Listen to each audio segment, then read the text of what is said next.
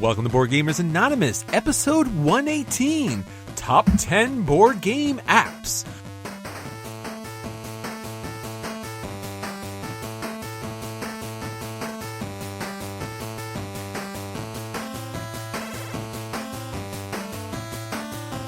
You're listening to a proud member of the Dice Tower Network, dedicated to bringing podcasters together for the greater good of gaming. It's sort of like Voltron, but with better lip syncing. Find out more at dicetowernetwork.com.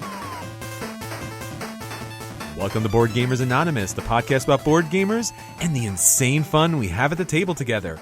This is Chris. And this is Anthony. Hey, Anthony, how are you, man? I'm doing all right. How are you? Good. Back for another week of board gaming madness, huh? I know. Yes. My kids are healthy. That's about it. I'm kind of like knee deep right now in baseball season with my son, so I've not been playing a ton of games. Okay. But you're enough. But you're off the podcast now. Right. Yeah. Wait, what? Unless it's Baseball Highlights 2045, then you're back on, man. Ooh. Yeah, I don't know if I could get a team full of 5-year-olds to play that. Well, I think you could if you cyborg arms on them. I think then that works. Oh, that'd be cool. Yeah. Yeah, maybe they would pay attention then. Nothing like 5-year-olds with cybernetics to kind of get the game going a little bit. The parents are like, what did you do? He's stronger now. You should thank me. It worked in the board game. All right, so this episode, we are actually talking about our top 10 board game apps, all of those lovely, lovely cardboard pieces and boards that you get to the table, now transformed and translated onto your different tablet devices that you'll be able to play alone, as Anthony knows, or with a multitude of people online, or just a little bit of a pass and play. Anthony, you're a fan of this kind of stuff, right? Oh, yeah. I mean, probably you'll play alone, but yeah. It's not... That's kind of sad. Okay. It's not sad. It's something to do. The kids are there. You're busy. You're at the doctor's office. Who knows? You got an iPad. Play a little Terra Mystica. There you go. Terra Mystica on the go. All right.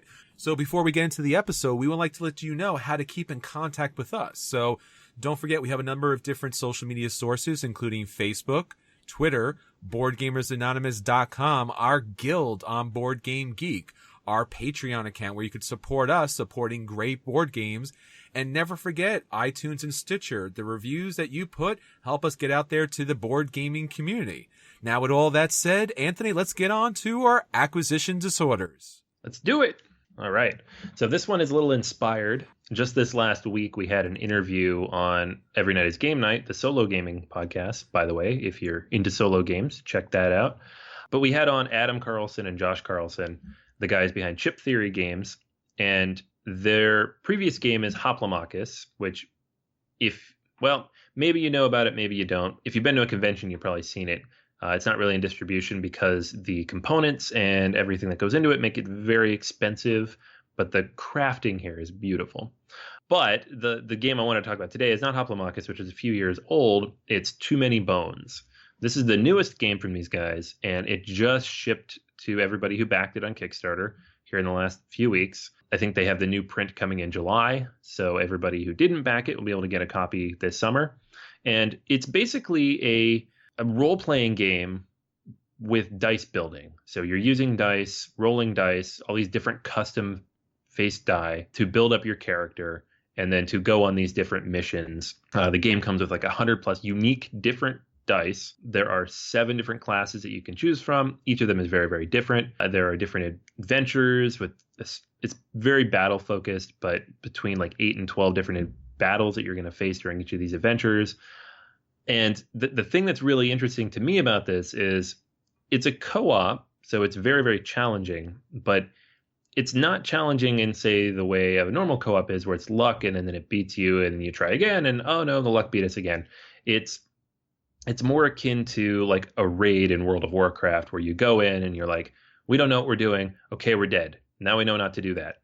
We still don't know what we're doing. Okay, now we're dead. Now we know not to do that and that. And I always kind of love that. It's fun to just trial and error and see what works and build a strategy over time. Amplifies the difficulty, but also kind of creates this narrative that you're kind of going through over and over again to finally beat it. And it's so much more fun when you do. This one, I think, was on Kickstarter just before I kind of dove headfirst into the solo gaming realm.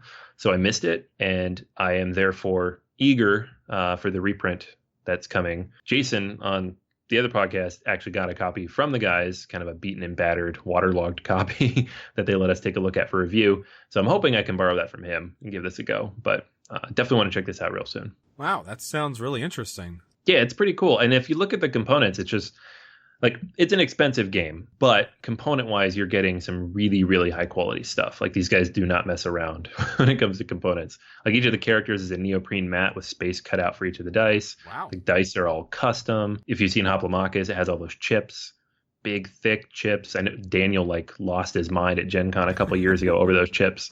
So this looks cool. I'm pretty excited to give it a go. Okay. Well, I have another interesting game. This was actually spoken about in the Spiel in 2016. It's a game from Martin Wallace, which you know pretty much from Brass fame, and a lot of other really solid, heavy Euro games. But what we're looking at here is a game called The Arrival. Now, this has some updated artwork and components from its initial release, and basically in this game, you are looking at ancient Ireland, and it has a very, how would you say it, Cthulhu-esque type of mythology where these demonic forces are taking over the Isle, and you are fighting for control.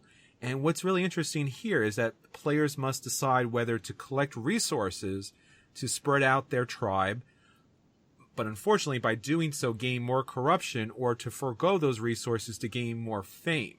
And here's the kind of tricky part. At the end of the game, the winner is decided by who has the most fame or the least corruption, depending on, once again, going back to those demonic forces kind of being kind of like a third party, third player in this game. This game is coming out in 2017 from Cryptozoic, which is interesting because Cryptozoic does amazing work with board game IPs.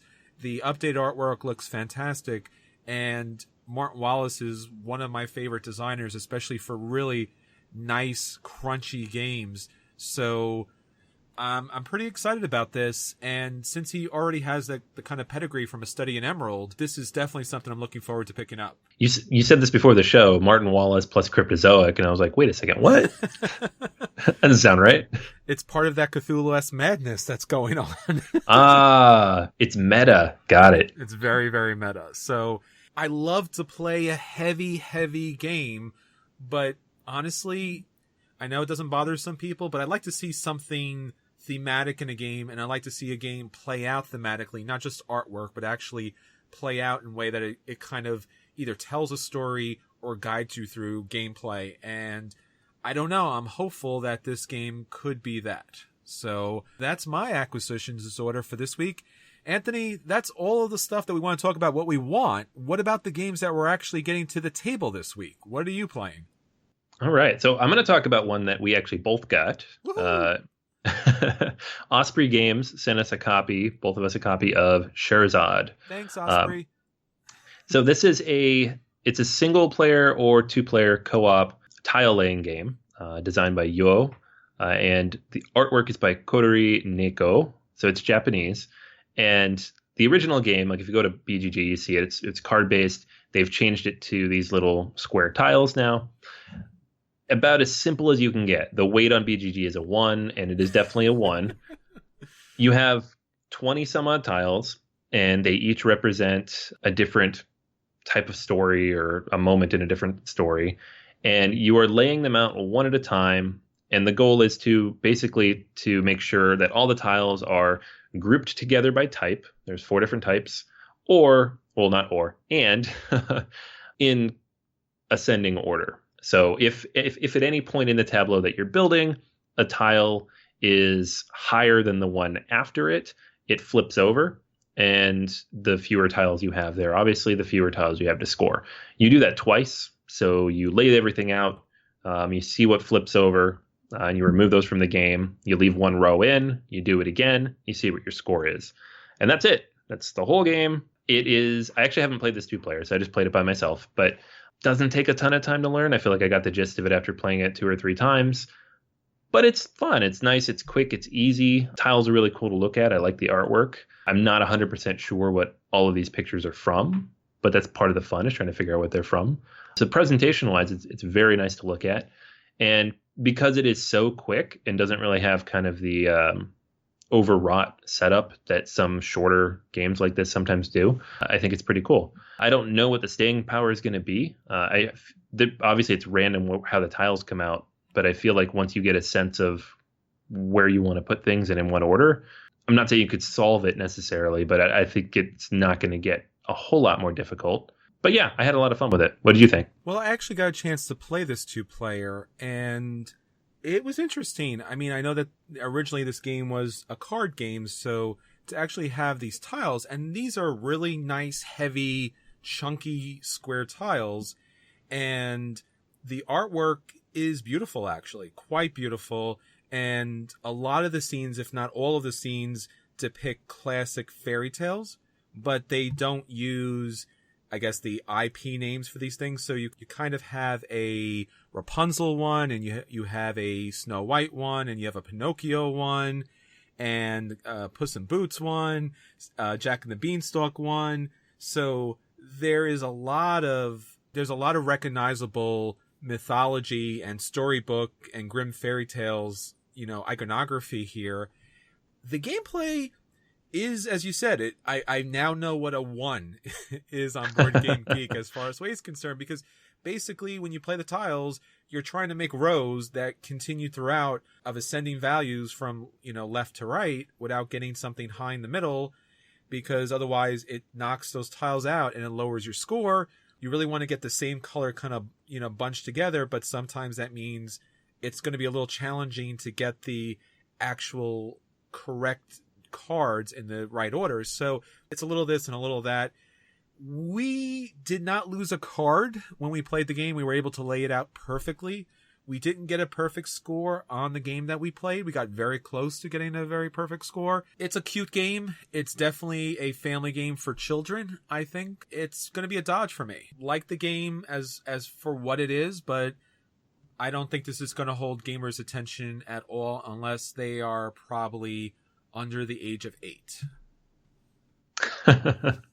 Yeah, I mean, I think that's fair. I don't think I would bring this out for the game group.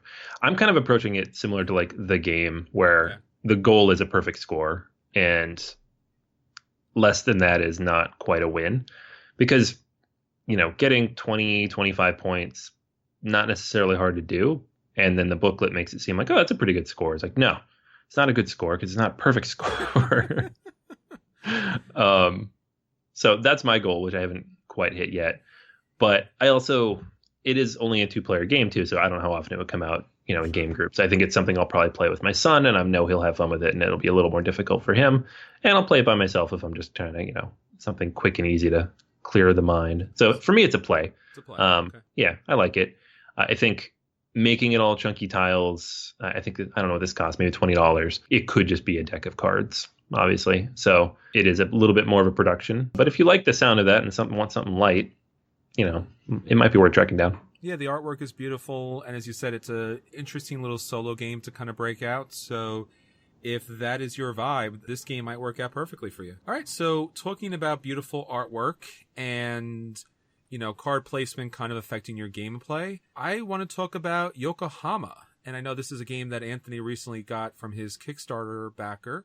Woohoo! And yeah, I looked at picking up this game, and it definitely gave me the Istanbul vibe, which wasn't necessarily a bad thing, but since I already own Istanbul, I was a little cautious about this game, and it seemed like an excessive amount of stuff. So when I actually got the game to the table, thanks to Vern, I was able to play this game multiple times, and what can I say about this that the Kickstarter doesn't already say? As I said from the start, if you played Istanbul, then you have a general premise of what this game plays like. So at the start of the game, you lay out all of these large cards on the table to create this kind of really interesting and expansive tableau in front of you that everyone will play on.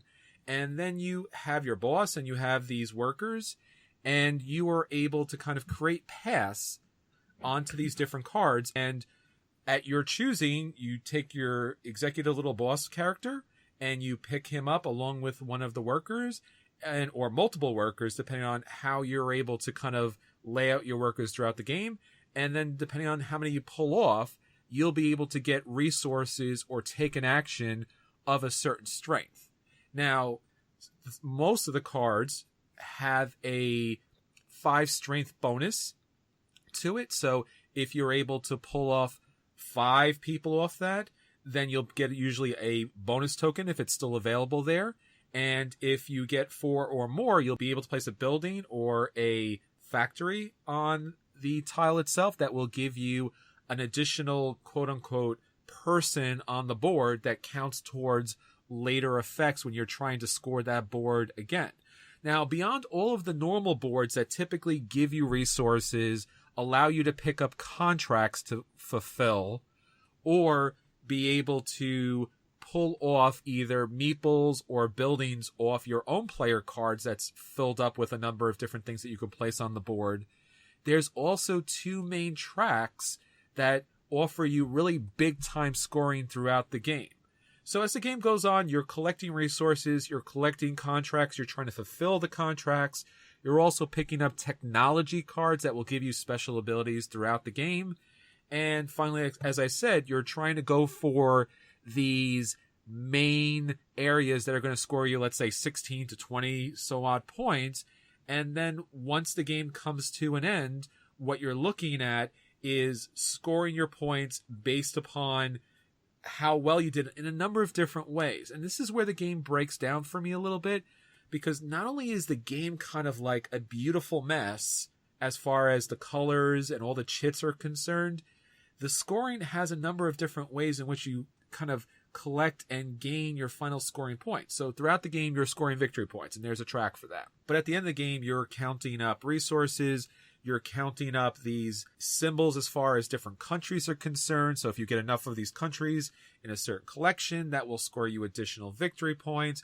If you meet certain final goal conditions that come up randomly, so there's an A, B, and C goal condition throughout the game. If you're able to hit those, they'll score you additional points based upon technologies. There's just a whole bunch of different stuff to do in this game. It's very chaotic. It is fun. I'm glad to say the game is actually fun, and the game is extremely well produced. I did feel a little bit thrown as I was playing the game. Not that it was a challenging game. I typically found that in Board Game Geek, this game is rated a little heavier than what I would believe it should be. I think it's a 3 point something, like a 3.4, 3.5 in this. But overall, a good game. It's worth a play for me, but not a buy. It just a little too chaotic, a little too much. It's something that personally I feel it could have been slimmed down a little bit. Anthony, what did you think? You have this game.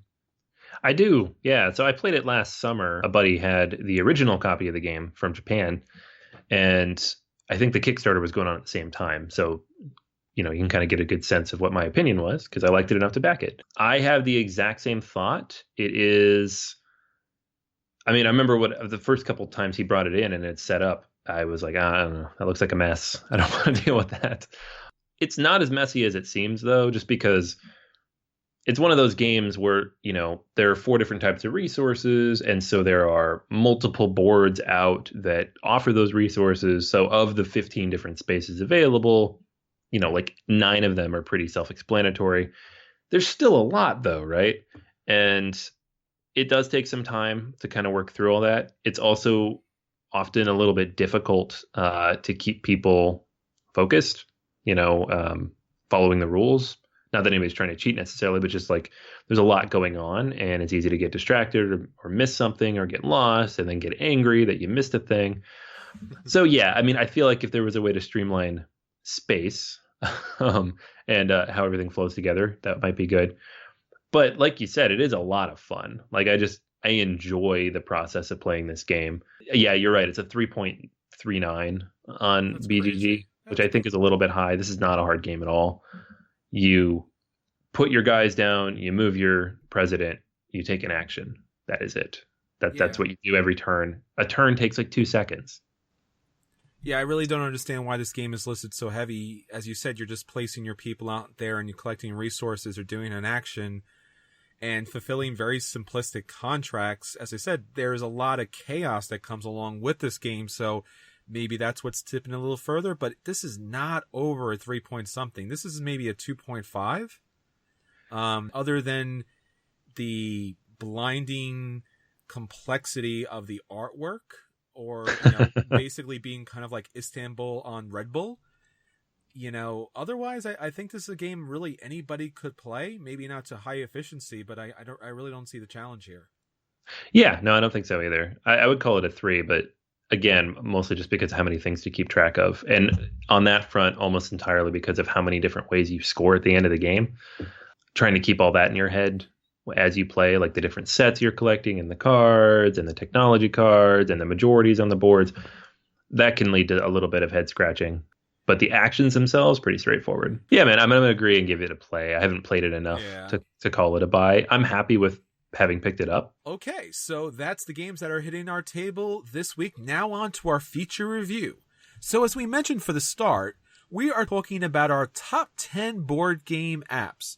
So probably like many of you out there, you've gotten a chance to take these cardboard gems to the tablet, or maybe even to your phone if you can actually squeeze them into there. But nonetheless, these apps offer an awesome opportunity to play these games solo or with a larger and growing community. Maybe one day Board Game apps will be as big as every other app that's out there. But we're picking the top 10 board game apps that are out there right now that you should absolutely positively check out and offer a quality experience in the interface, the gameplay, the directions, and hopefully, with most of these games, a solid AI that you can keep coming back to. So, Anthony, what do we have for our number 10, our top board game apps? Okay, so we're going to start it off with one of the ones that's been around, not the longest, but pretty close, and that's Neuroshima Hex. This is a Portal Games production, and it is, I don't know how many different factions they have on there now, but a lot. There's a lot of different ways to play this. It's pretty crazy, the number of in-app purchases you can buy with this game. Yeah, so this is the board game's great. You have your different factions. Everybody's got their own characters. They do different things. You lay tiles, and then you execute the different actions on those tiles, and they each take each other out based on their numbers. It can be a bit fiddly to play on cardboard and keep track of everything. On the app, it takes care of all of it for you, and it runs really smoothly and quickly. So it's a good one. Yeah, I like this a lot. This is probably the app that I've played the most just because it's so quick and simple to play solo. And as you said, it has a ton of in-app purchases for other different factions. So it's almost endless. And the AI is not terrible unless you play maybe a 4-player with 3 AI. Then they typically slug it out while you kind of sit in the back and wait for them to do that. But otherwise, that's our number 10. So Anthony, what's our number 9? Star Realms. Woohoo! Yeah, this is kind of a behemoth. This is a juggernaut. This is I know a lot of people. We had actually Suzanne Sheldon on the Every Night is Game Night a couple weeks ago to talk about apps that came out this year, and this is the game she said she's played the most, and she is the person who plays apps. So, Star Realms is, it's a quick 2-player deck builder. The app is very well implemented. It runs great, on a phone, on a tablet, on anything. And it's got a lot of extra content in there as well. So, and it's doing well because they're building out the apps for not only for their newer game, Epic, but also for the Hero Realms, the fantasy version of this. So definitely a lot of legs here for this game in the system. Yeah, they recently announced that there's going to be some new expansions and some new upgrades for Star Realms on the app. So that's outstanding. And one thing we should mention before we go forward, even though they're our number 10 and our number 9 choices, they're also the choices that at least currently are free to play. Now, both of them have in-app purchases, but you get to play a really solid, good chunk of the core game. And that's always fantastic when it comes to app play. All right, Anthony, what's our number 8 game? Suburbia! Yay! I love Suburbia. This game, I have a bittersweet relationship with this one because is one of my favorite board games. It's in my top 10. And the app is brutally difficult if you're playing solo, just trying to go through those challenges. Yes. So I'll come to it. I'll play it for maybe a few times, kind of get fixated on it, and then I'll get angry and I won't come back for weeks or months. And it's been going on like that for 2 years. So Suburbia. Yeah, I concur. This is an outstanding app done by BGA Games. It really plays super well, and the AI is pretty decent. I would say most of the time you're going to beat the AI, but it's still a great game. And as you said, the solo play, that will hurt your brain. But I guess with an app, it's nice to have something to give you a little bit of a challenge. All right, Anthony, what's our number 7? This is one that I do not like the board game of at all, but I have to give props to the app for doing such a good job. That's Agricola. And really, any of the Uwe Rosenberg games that have been turned into apps, and there's a whole bunch of them. You know, we've got Agricola and Le Havre and Patchwork and a few others and a couple more that are in the works. But this is probably still at this point the best of the bunch in terms of taking all that complexity and making it accessible in an app. So props for that. Yes, very much so.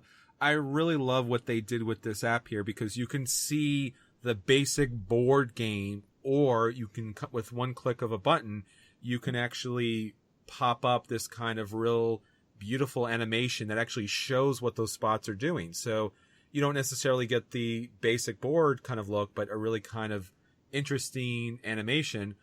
But then again, it makes it a little more difficult. So you just click it again and it pops right off.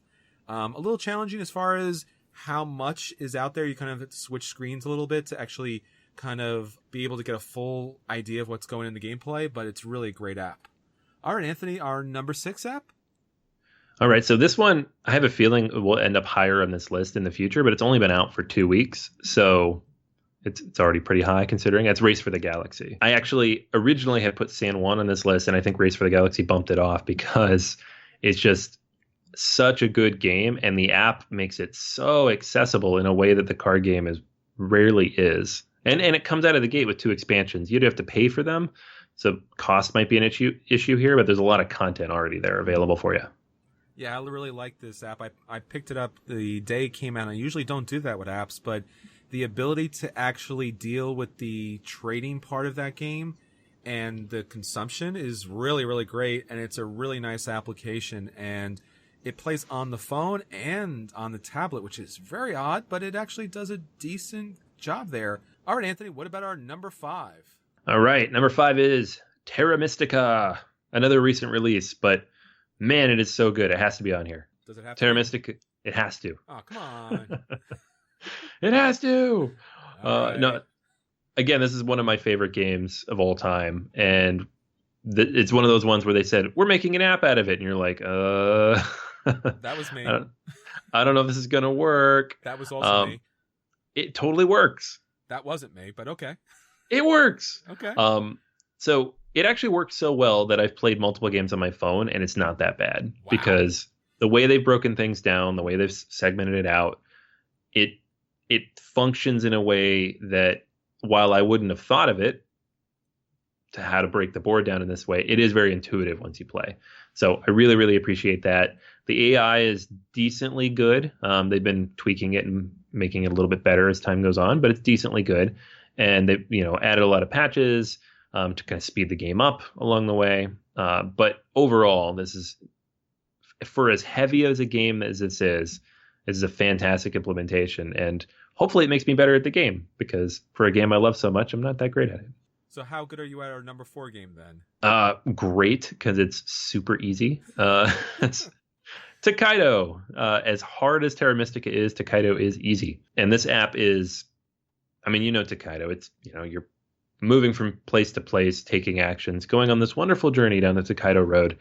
The app takes that, it animates it, it creates this beautiful world for you to explore, and really does a fantastic job of bringing all those visuals out. And that alone really makes it cool. Yeah, I really enjoy this implementation. It's sweet. It's beautiful. It's just really missing the expansions. I think that's really the only thing that could kind of bump this game up and add a little more complexity to it, but it does a great job. All right, Anthony, what about our number 3 app? All right, so for this one, we got a classic, Ticket to Ride. And so the Ticket to Ride app is fantastic on its own. But one of the reasons this is so high up is that it has all of the expansions. You can go in and play every variation of Ticket Ride, except maybe some of the newest ones. They're all there. It has challenges. It has different ways you can get achievements. The online matchmaking is really good. As an app implementation, and this was done by Days of Wonder back in the day before Asmodee came along, this is one of the best. Still is one of the best, even with all the new stuff coming out. And it's on everything, so you can play it anywhere too, which is great. Yeah, it does a nice job, and it has just enough bells and whistles, literally bells and whistles, to go along with the great gameplay here. And as you said, with all the app additions, while it's, a buck here and a buck there, it's well worth it to be able to play this game so continuously. You can kind of really blow through a game in a few minutes. So that's really, really a nice job there. All right, Anthony, what about our number 2 game? Another Elspec. So this is the Castles of Mad King Ludwig. And I'm not as big a fan of this as a board game in general. I like Suburbia better. But as an app, I like Castles of Mad King Ludwig quite a bit because of the challenges that they put in and the different kind of almost story mode that you're going through to complete these different things. So from a solo gaming perspective, which is 90% of how I play apps anyways, it's really cool. And it's decently difficult, but not to the obscene, painful level that Suburbia can be. So I appreciate that. Yeah, it's that solo pay that goes along with the game as far as building these really odd little situations is extremely challenging, but it is a lot of fun. And once again, the expansions that hopefully will come to this game soon and Suburbia soon will really up both those games a lot and move them up on the list. But until then, that's our number 2. But Anthony, what is our number 1 board game app? All right. This one is Small World 2. Bum, bum, bum. So, I know this is one of your favorites. So I'll go ahead and let you. Now, as Anthony said, this was one of the Days of Wonder games before Asmodee came around. So once again, it was given Days of Wonder outstanding treatment. So basically what you're getting is the game of Small World. Now, if you haven't played Small World before, it's about territory control by using a fantasy race along with a random fantasy power. When you put them together, you have a great combination. You conquer, you explore, you take over, someone else does that, your race goes in decline, you bring out another race. The implementation's great, the menus are great, it explains everything that you need to. And one of the challenges with Small World is, since it has so many chits for all the different races, to be able to pop on this app, play a game, hopefully win the game, either against a typically challenging AI or online opponents, is fantastic. It also has 3 of the expansions, which you can unlock. It is $1 here and $1 there. But just by the implementation alone, this is something you should see. And the gameplay alone, it's something you should play. So that's why Small World 2 is our number 1 board game app. All right, so now that we're done with our feature, you've all been talking on our Facebook page. So, Anthony, what's our question of the week?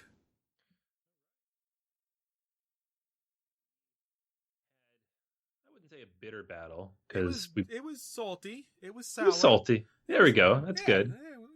Got a little rough there at times. Had a little piquant to it. Yeah, I would tell people not to listen to that episode. It got a little rough at times. I don't think anyone needs to hear that.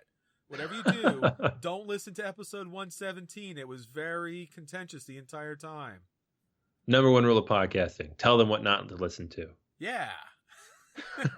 Reverse psychology. We're in your heads. Yeah, man. Well, so we didn't. The headphones. Yeah, exactly. Yeah. So we didn't actually come to an agreement amongst us of whether Lords of Waterdeep or Champions of Midgard should come out on top. Lords of Waterdeep.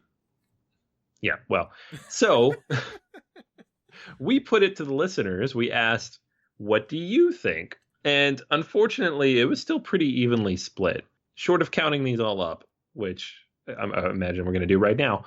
But short of counting them all up, there was a decent number of people for either game. Willie says he prefers Waterdeep. It's a good introduction to worker placement games and doesn't annoy me with all the extra luck that comes with Midgard. Hey, fair enough. Good job, Willie. There's nothing worse than having an intro game leave a new player hanging because of a die roll. There you go. Gabe, however, says Champions of Midgard easily. I usually pass on invites to play Lords of Waterdeep, just not fun for me. Champions of Midgard isn't as deep as some of the worker placement games I enjoy, like Caverna or Dungeon Pets, but the dice chunking adds a layer of fun and troll fighting blame, adds some nice interaction that most worker placements do not have. That's true. Very true. Good job there. Steven also says Champions of Midgard, but then John and Rachel chimed in for Lords of Waterdeep. And Daniel says Waterdeep is fantastic and is my choice, primarily because it is easier to introduce to newbies. I have only one core gaming group and often finding myself playing games with people I may only play with once. Yeah, I hear you. So Waterdeep is a great intro to everything that makes worker placement good, but isn't convoluted in almost any of the game's mechanics. And then there's a couple people who are just being smartasses who said Agricola and Viticulture, and number 3, I would never play either of these voluntarily. So thank you guys see that. No, participating in the conversation. That's a legitimate remark. I get that. Okay. And then the poll over in the guild, Lords of Waterdeep, came out by a couple of votes. So Waterdeep definitely had more support. And you know what? Based on some of these responses, I think the number one thing here is it's an introduction game. And if you're going to be playing with new players, you don't want a game that's too heavily luck-based. I get that. Yes. So I'm going to concede the point here for Waterdeep, because that is a very good point to make. Yes. Champions of Midgard is, the similar weight, but it has all that extra luck mixed in. So if you're playing with new players, it could be a little rough. Yeah, I mean, we're looking at both lightweight gateway games that offer a lot. And as I said, Champions is a great press your luck game in a category that doesn't have a lot of great games. So it definitely has a place in a collection. For sure. Yeah, I'm happy to own both of these. So it was a trick question all along, because really I like them both. But yet it turned out to be Waterdeep. And I bet you it was because of those, sneaky little lords that kind of influence things like they always do. Mm-hmm. Jerks. Be careful, you'll end up with corruption. But thanks, guys. Everybody who wrote in and chimed in on the poll, thank you for your input. We'll probably do this in the future too for any of these verses, especially if there's just 2 of us on here. Kind of get a good sense from the rest of you what you think about which game comes out on top. All right, so that's everything for this week. Until next time, this is Chris. And this is Anthony. And we'll save you a seat at our favorite board game app.